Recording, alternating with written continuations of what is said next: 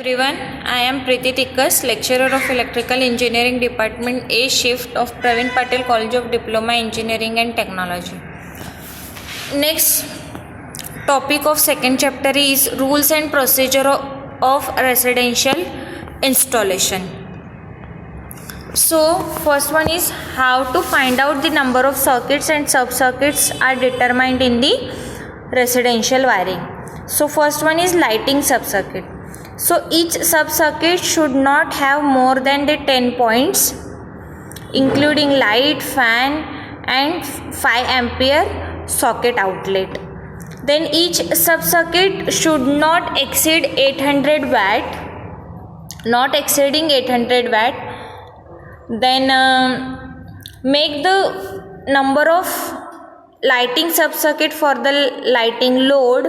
So number of lighting sub-circuit is equal to total number of lighting load divided by the 800 watt. Or how to calculate in second way? So number of lighting sub-circuit is equal to total number of light point divided by 10.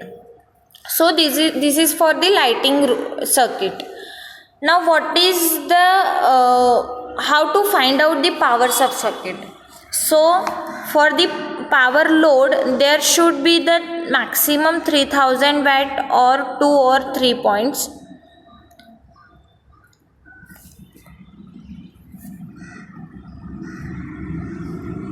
For power load there should be maximum 1000 watt for the total 1 or 2 points.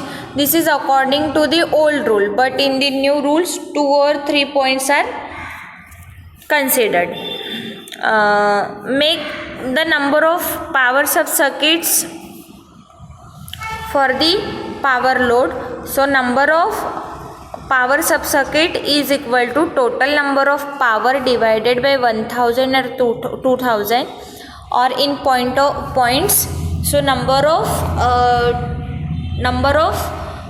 power sub-circuit is equal to total electrical power load divided by 2 or 3 points. So this is the way to calculate or to determine the number of sub-circuits, circuits and sub-circuits in the residential wiring. Then next is design procedure for the residential and commercial installation. So what are the procedure to do the electrical installation? First one is find out the total electrical load for the given residential installation.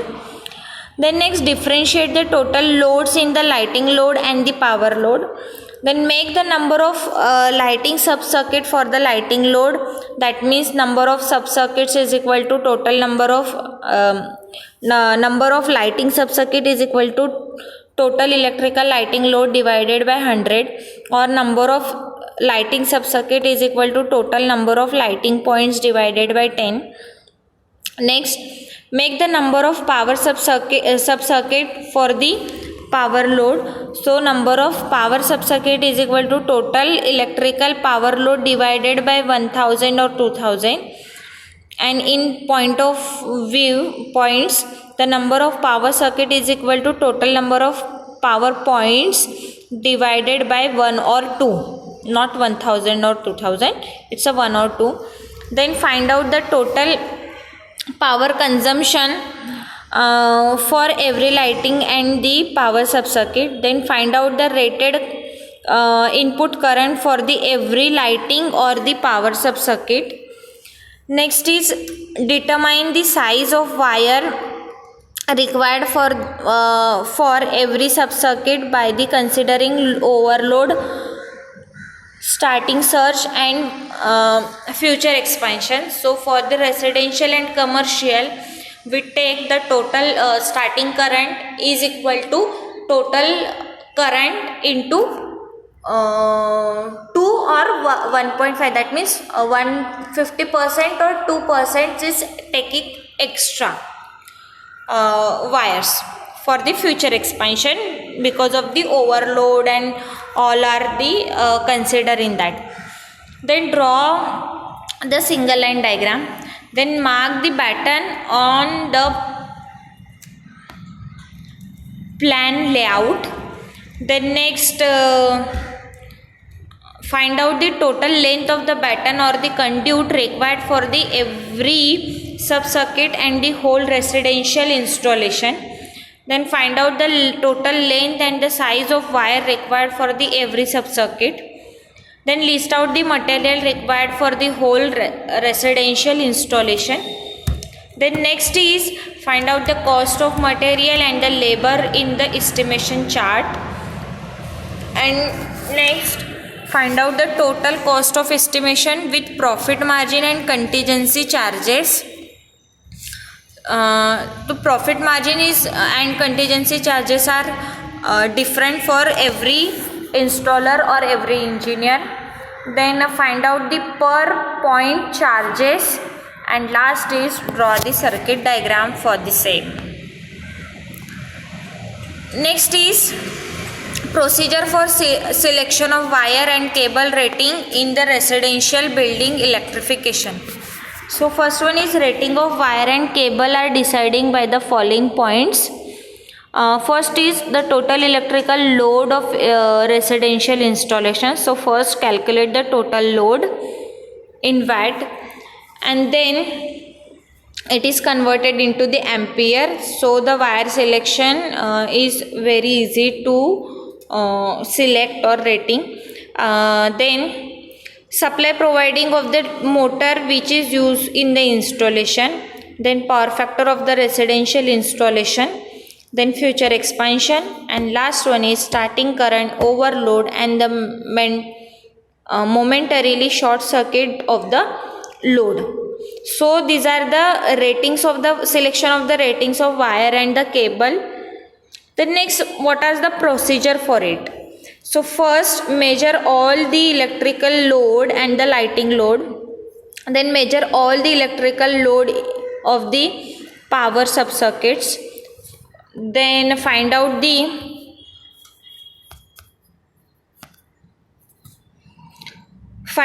total electrical load is equal to lighting load plus power load. Then find out the rated input power is equal to P is equal to VI cos phi, and assume for the single phase V is equal to 230 and cos phi power factor is 0.8.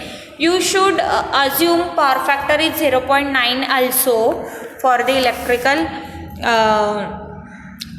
for residential installation. Then determine the rated input current. Then find out the starting current for the residential installation. So starting current is 1.5 times the rated input current for the starting current and the overload for starting current and the overload and momentarily short circuit of the load. And last is determine the size of wire or the cable according to the starting current. So this is the procedure to select the wire and cable of the rating. Then selection of size of conductor. What is the size is also matter for the size is also matter. So following points should be considered to determine the size of wire. First one is minimum size of cable or insulated wire. Then second is voltage drop, not more than 3% of the voltage drop. Then also decide or determine the current carrying capacity of that wire. Then type of insulations is used, that means VIR insulation, PVC, TRS, etc. Then voltage grade. If you want this for the single phase, so 250 volt voltage grade is important. Then for the 3 phase 500, 660, etc. this voltage grade is also important, and this is depends on the starting current of the wire. Then next is selection of wire of conductor for the 15 ampere socket outlet. How to select the wire or conductor for the 15 ampere socket outlet? So first is 15 ampere socket outlet in the kitchen. So that time we use the aluminum conductor 1 by 2.22 mm or 4 mm square size single core conductor. For the bathroom, aluminum conductor 1/2.80 mm or 6 mm square size single core conductor. And for the AC air conditioner, aluminum conductor 1/2.80 mm or 6 mm square size single core conductor.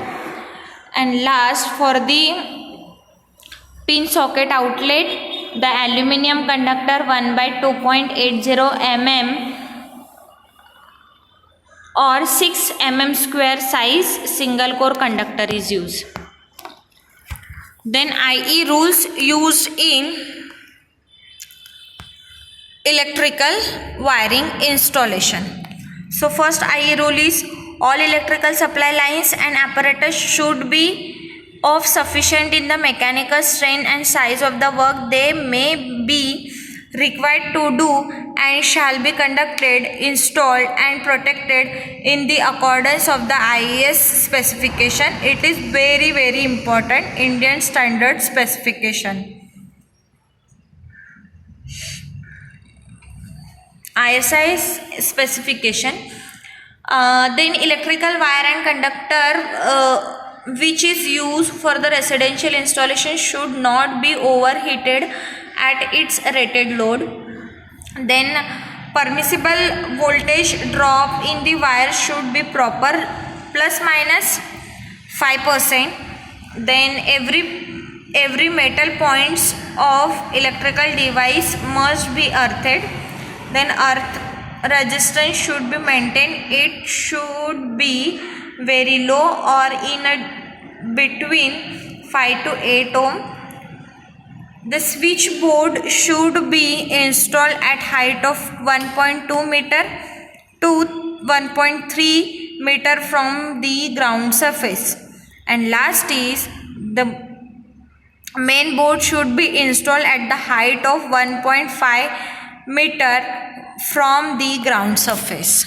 So this is the IE rule used in the residential electrical installation. Thank you.